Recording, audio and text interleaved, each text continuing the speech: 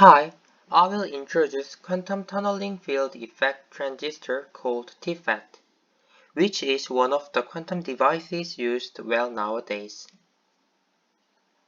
These are contents I will explain. First, I will briefly introduce the concept of quantum tunneling, which is necessary for understanding TFETs. And then, I will answer to the question what is TFET. Finally, I will explain the advantage of TFET and the comparison with transitional field effect transistor. They are related to why do we use TFET. The main points of this video are principle and characteristics of quantum tunneling field effect transistor. Okay, let's start. First of all, before we gonna talk about tunneling field effect transistor, we should know about quantum tunneling. Quantum tunneling is the quantum mechanical phenomenon where a wave function can propagate through a potential barrier. There is an easy example for quantum tunneling.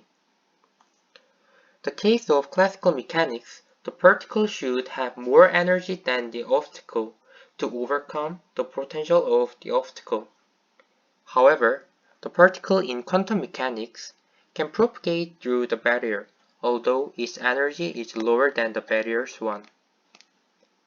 In addition, the amplitude of the wave decreases after propagating the barrier, and this quantum tunneling is affected by the height and width of the barrier. Then, what is TFET?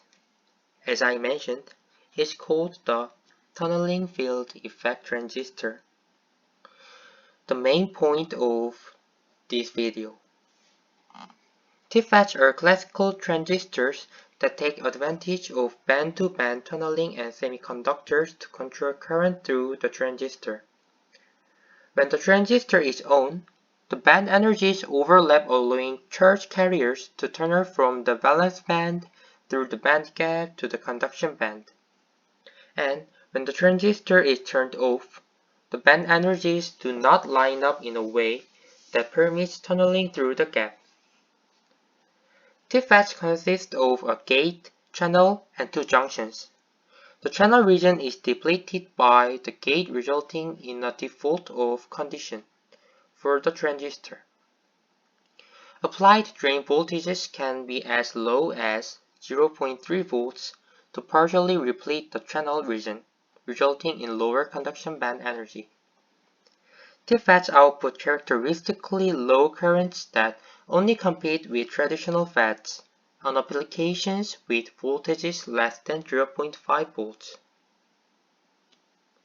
TFETs are typically used for low-power integrated circuits.